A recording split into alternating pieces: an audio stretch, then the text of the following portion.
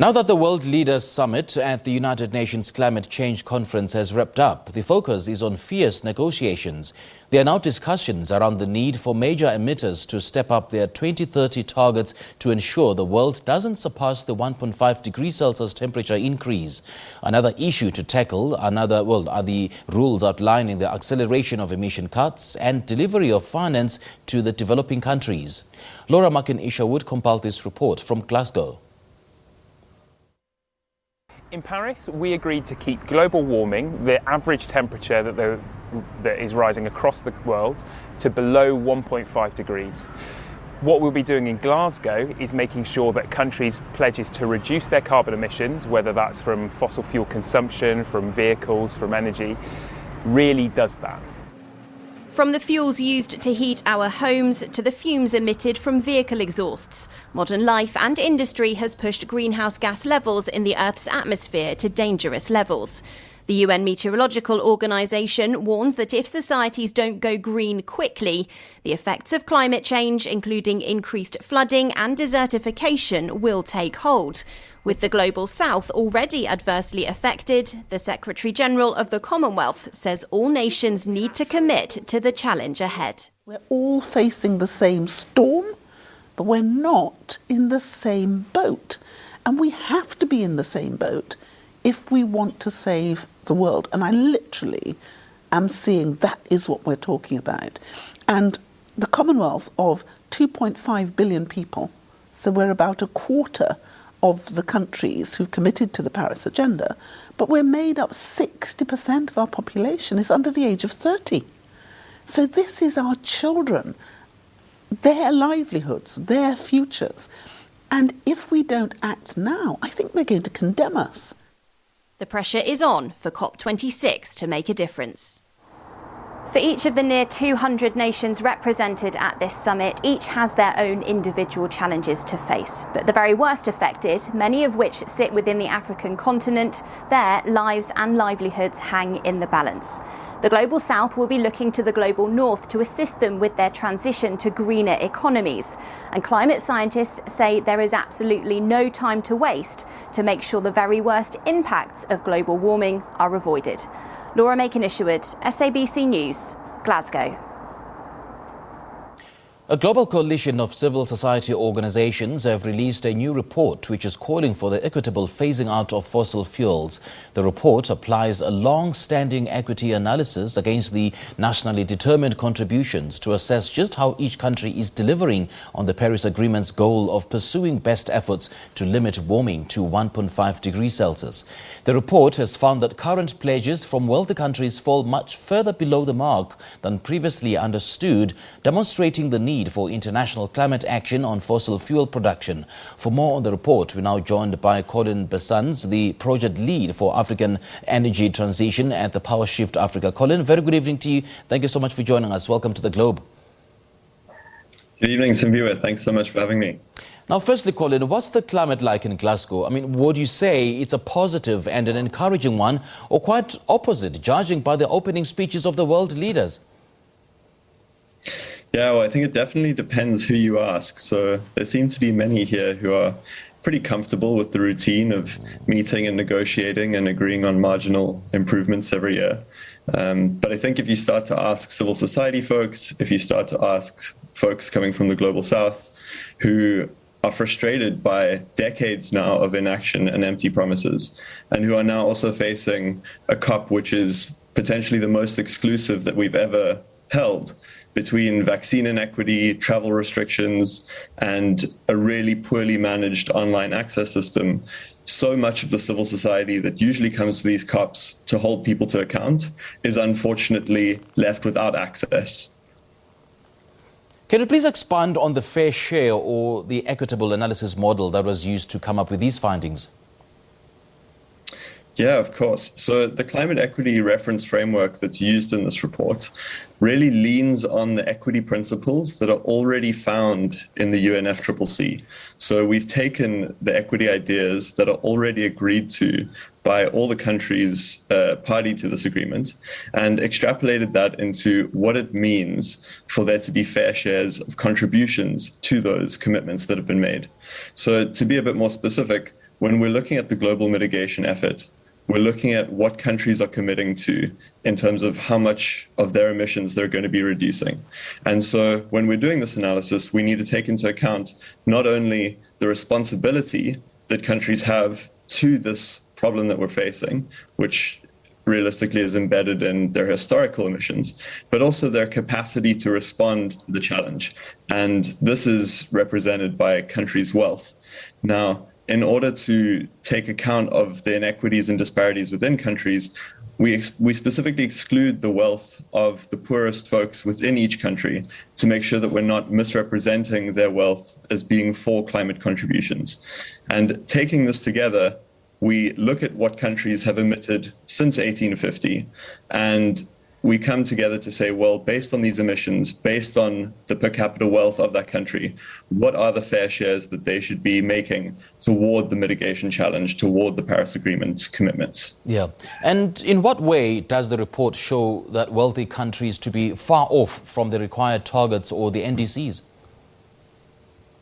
Yeah, well, that's the important question. And unfortunately, it shows it in a number of ways. So firstly, it shows that the mitigation pledges already made by countries, which are embedded in their NDCs or their nationally determined contributions, are unfortunately falling way short of what we need to meet the Paris Agreement. So if you add up those NDCs, they're not adding up to a 1.5 or a 2 degree warming target.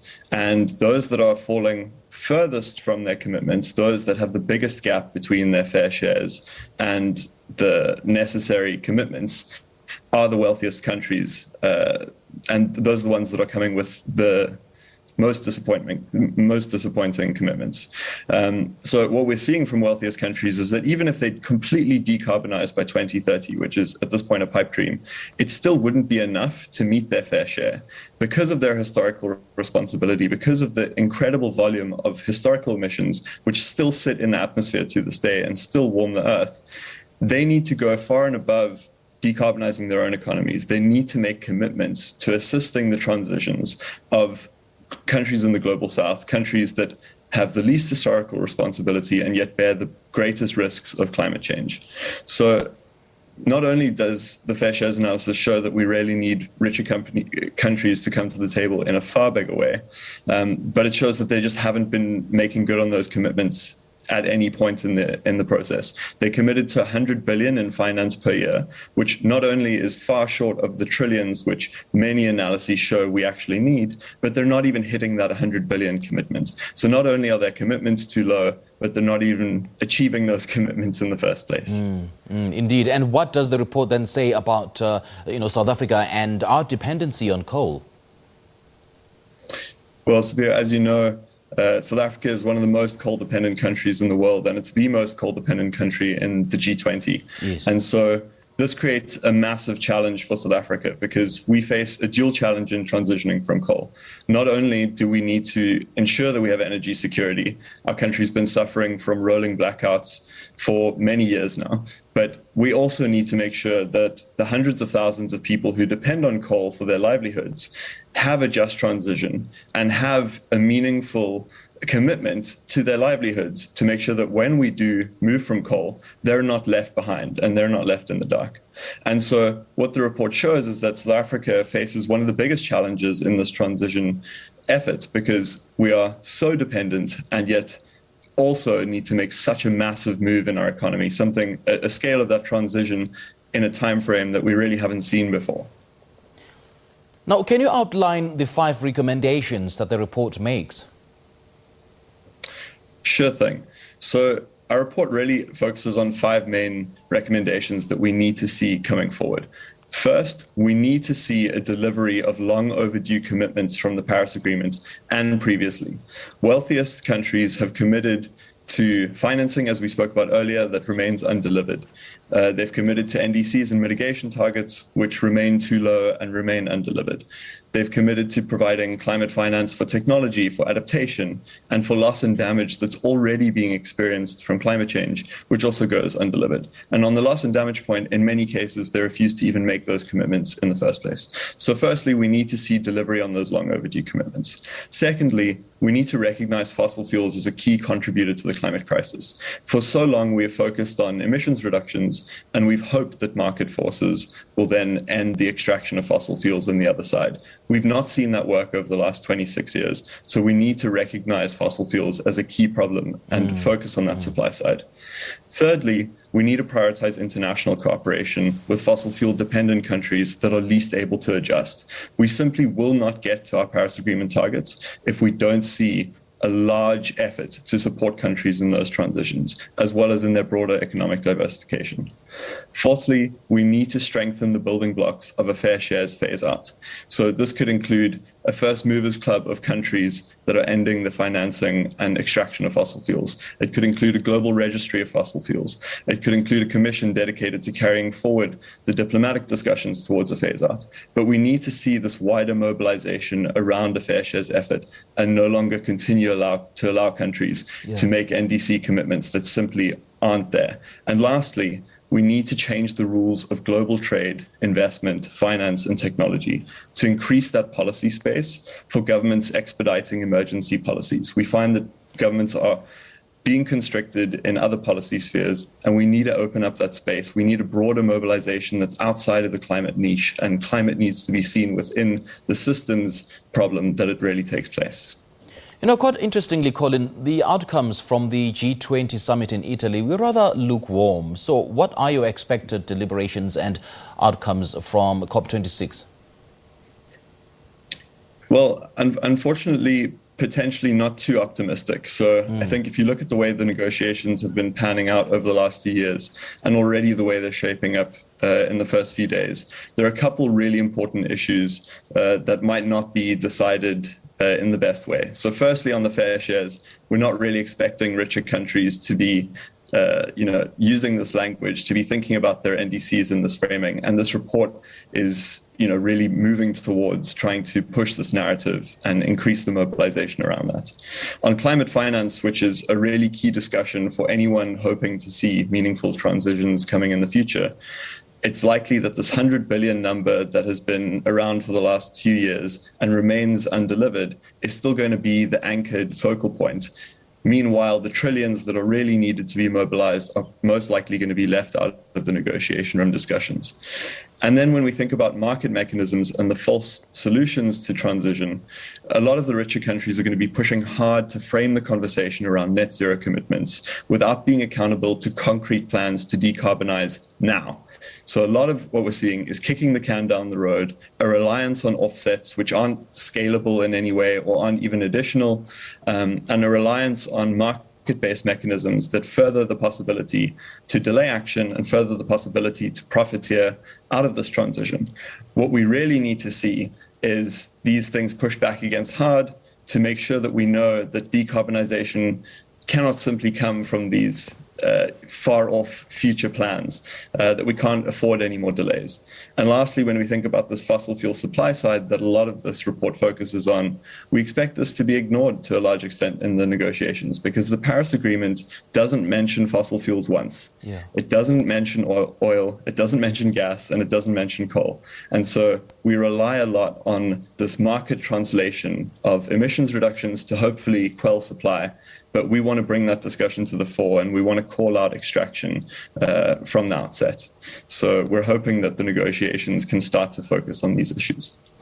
You don't sound too optimistic at all, Colin. But do you think there's been a total loss of good faith discourse when it comes to climate change?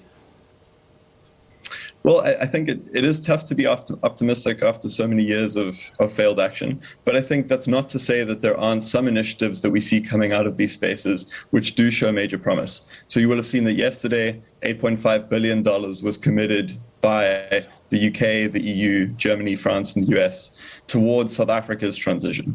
And we'd like to see a lot more of this happening. Now, the devil, as always, is in the details. And so it remains to be seen how much of this finance will be loans as opposed to grants, how much of it will really be centered on workers and communities being put at the fore of how that money is used. So we're cautiously optimistic. We want to make sure that that money goes to the right places. And really, we want to make sure that this can be a leading example to see so much more money mobilized for many other countries in the global south. So it's not wholly a doom and gloom. There are some models out there that we hope could be catalysts for future change and future transition action. And we really hope that this new deal with South Africa can be one of those leading examples. But over the next few months, it's up to us as citizens to continue that pressure to make sure that not only is more finance mobilized for South Africa and other countries, but that that finance is put to the right places and that justice is put at the center of that use. All right, Colin, lovely chatting to you. Thank you so much for your time. Thanks so much for having me. That was Colin Besans, the project lead for African energy transition at Power Shift Africa.